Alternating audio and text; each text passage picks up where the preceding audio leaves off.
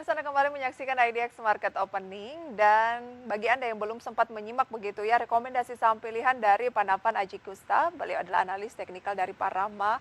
Kita lihat bersama berikut pemirsa, saham-saham pilihannya adalah ada BES, kemudian ada INKP, kemudian ada Tekim. Tadi kita sudah ulas 3 saham tersebut, masih ada 2 yaitu PSAB dan juga ada HEL atau HIL pemirsa yang direkomendasikan akumulasi beli seperti yang tertera di layar televisi Anda. Kembali berbincang dengan Panavan Aji Gusta. Panavan? Oke. Halo, Iya. Mbak Prita. Iya. Kalau untuk 2 saham pilihan Anda lagi yaitu PSAB, kenapa justru ke PSAB? Tadi kan kita sempat ulas Antam dan Anda memberikan targetnya di mana juga targetnya masih oke. Tapi juga Iya, Anda betul. meng-highlight PSAB dari sektor yang sama. Oke, di sini memang kalau pergerakan harga saham PSAB memang relatif tidak sangat volatil dibandingkan dengan angka maupun HIL. Seperti memang dikhawatirkan akan terjadi auto reject kalau masuk. Tapi kalau misalkan untuk PSAB ini alhamdulillah juga mengalami penguatan di level sekitar 1,78% ya untuk PSAB. Tapi demikian untuk melakukan akumulasi beli pun juga masih bisa dilakukan begitu ya, karena Current untuk price.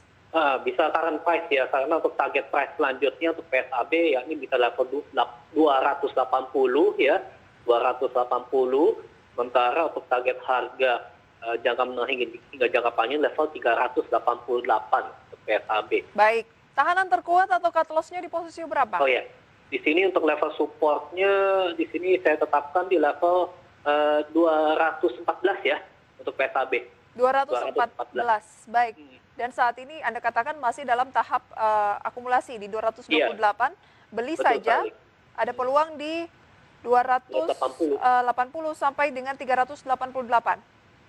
Menariknya PSAB adalah karena kalau Antam tadi kan sudah auto reject ya, atau ARA, jadi kenaikannya mungkin akan tertekan dan kita tunggu cukup lama dulu nih, ada beberapa waktu dulu, sementara PSAB bisa langsung di-buy bagi yang memang belum memiliki atau tertarik masuk ke emiten-emiten berbasis tambang emas, ya. Betul sekali, tambang Mas. Oke, kita ke HEL. Oke, di sini untuk pergerakan harga saham HIL ya, kalau saya cermati memang termasuk yang defensif ya begitu ya, karena kalau misalkan bisa defensif ini pun juga membuat HIL juga patut bisa dimanfaatkan ya dalam hal pergerakan harga saham yang relatif zigzag ya. Misalkan di sini kalau untuk HIL meskipun hari ini terjadi koreksi sebesar 2% lebih begitu ya, tapi meskipun demikian HIL ini juga masih termasuk dalam kategori buy area saya. Buy area saya itu di sekitar level 3.170 hingga 3.250 begitu ya. Bahkan HIL ini sudah menyentuh support berdasarkan dari moving average di level 120, sehingga saya pikir ini bisa akumulasi beli untuk HIL.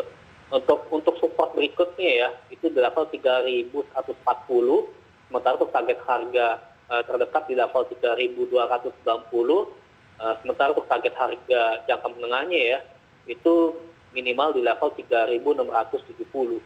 Oke, berarti ada ada 3 tahapan ya, level support atau level untuk akumulasi di emiten Medikaloka Hermina ini ya. Iya, seperti itu Mbak Prita. Ada 3250, kemudian ada 3170 dan 3140. Iya, seperti itu Mbak Prita. Resistennya 3290 dan 3670 yang lebih jauh. Iya, seperti itu Mbak Prita. Baik. Kenapa? Karena kan ada sejumlah emiten rumah sakit juga nih yang listing di Bursa Efek Indonesia, ada Silo. Kenapa Anda lebih memilih ke Medikaloka Hermina?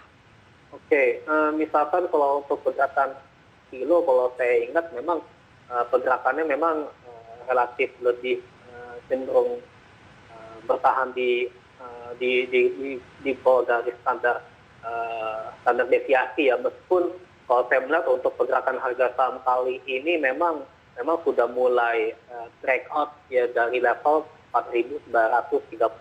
Tapi ini pola candle yang terbentuk saat ini adalah shooting star candle. Jadi mungkin kalau misalkan jika ingin melakukan akumulasi beli, saya pikir lebih baik tunggu jika pergerakan harga silo menyentuh koreksi itu level support level 4.850 hingga 4.690. Masih cukup jauh ya?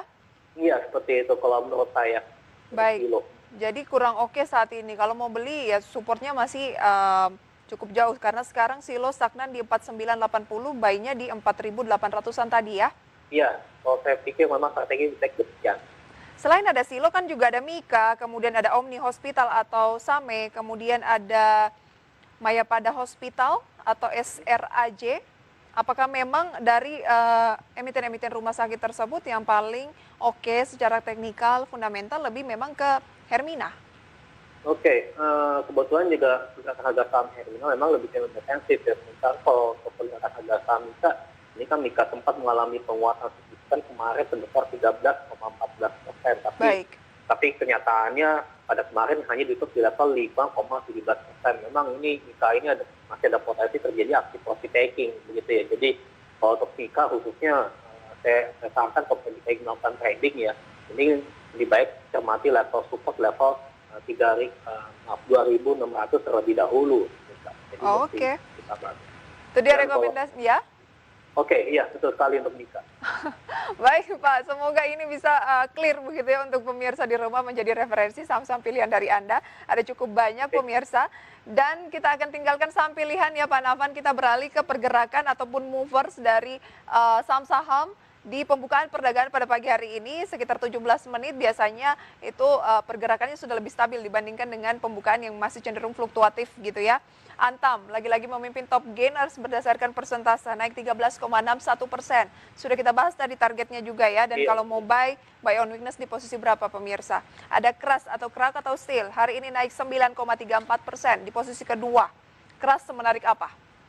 Oke, di sini kalau untuk kata Steel, kalau kita sih memang saat ini terjadi masih berkomitmen ya dalam rangka melaksanakan program restrukturisasi utang gitu ya.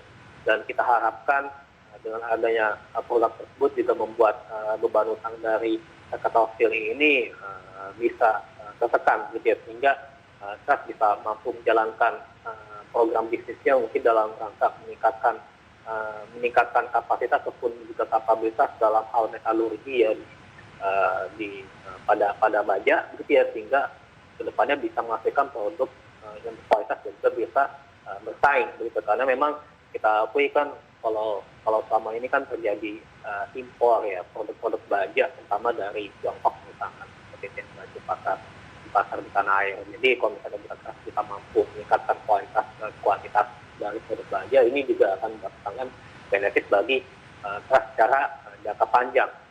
Kalau untuk Kras saat ini memang pergerakan harga saham dari sisi analis teknikal sudah sangat mengalami penguatan sebesar 12,08% ya. Ini berarti dengan demikian sudah selama 3 periode berturut-turut atau 3 hari berturut-turut ini candlestick bentuk pola sudah hijau gitu ya. Jadi memang dikhawatirkan kalau misalkan jika terjadi 3 kali penguatan berturut-turut, mungkin hari esoknya Kras akan mengalami aksi profit taking gitu ya. Dan paling mungkin estimasi resistance-nya paling dekat yang akan diuji Kras itu level 424 ya, hold ya kalau untuk Kras, kalau untuk saat ini ya kalau bagi ingin masuk hold. Maaf Pak Nafan, suaranya kurang jelas ya. Kita ulang lagi ya untuk Kras. Lebih baik hold gitu ya. Untuk Kras dengan target resistance level 424. Baik. Begitu. Kemudian supportnya? Oke, di sini kalau untuk level supportnya bisa cermati ke level agak jauh nih, level 368. Baik, jadi memang harus buy on weakness ya, dan sekarang kenaikannya memang sudah cukup tinggi. Iya, seperti itu Mbak Lisa. Baik, adakah mungkin lebih menarik untuk MDKA? Karena kalau kita lihat kenaikannya saat ini, kalau Anda mencermati juga data RTI, pemirsa belum terlalu signifikan, tapi masuk dalam kategori net foreign buy di posisi yang cukup tinggi. Betul. MDKA semenarik apa Pak? Nah, di sini kalau untuk MDKA memang kalau secara jangka pendek sudah mulai overbought ya pada indikator NSI. Meskipun demikian kalau misalkan jika saya melihat dari kinerja secara bulanan ya pada maupun memang sangat uptrend kalau saya akui untuk posisi NDK. Ini kan dari tahun 2018 saja saya ingat di posisi 500 harga saham, tetapi kalau misalkan hingga saat ini sudah 1.820 dan bahkan sempat menyentuh di level 2.120 gitu untuk NDK. Berarti memang otomatis di sini kalau untuk MDKA ya walaupun misalkan jika saat itu terjadi penguatan yang begitu penguatan secara berturut-turut, lebih baik NDK para pelaku pasar paling baru masuk ya bisa mencermati level support di level 1760 ya dalam rangka katakanlah melakukan aksi buyback. Untuk target MDK sih saya pikir untuk jangka menengahnya ya mudah-mudahan bisa kembali lagi ke level 2120 terlebih dahulu. Oke, tapi memang harus dicermati untuk jangka menengah ya kalau MDKA.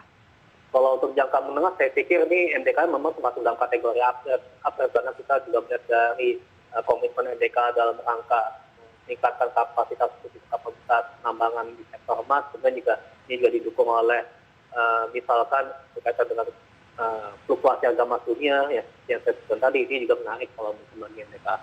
Baik, itu dia rekomendasinya. Tadi kan kita sudah bahas saham pilihan juga dari Anda. Dan saya mencermati hari ini BBRI kembali menjadi net foreign buy. Meskipun memang tertekan.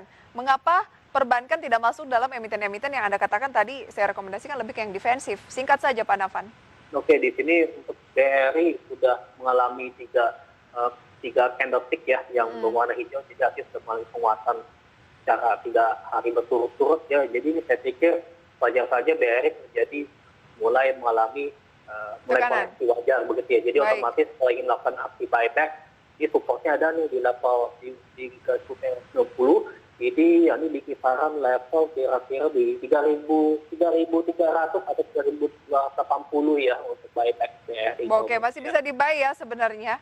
Baik, jadi masih cukup banyak saham-saham yang ingin Anda rekomendasikan, namun kalau di garis 4.320 lah target harga BRI jangka panjang, 4.320. Oke, tapi yang paling di-highlight adalah 5 saham tadi yang Anda rekomendasikan secara teknikal ya? Ini betul. Baik, sayang sekali waktu kita terbatas Pak Nafan. Terima kasih banyak analisis dan juga rekomendasi dari Anda. Sehat selalu Pak Nafan, sampai berjumpa lagi. Terima kasih Mbak Prisa, terima kasih pemirsa. Sehat selalu. Sama-sama Pak Nafan. Dan pemirsa, kami masih akan kembali dengan satu segmen terakhir usai jeda pariwara berikut.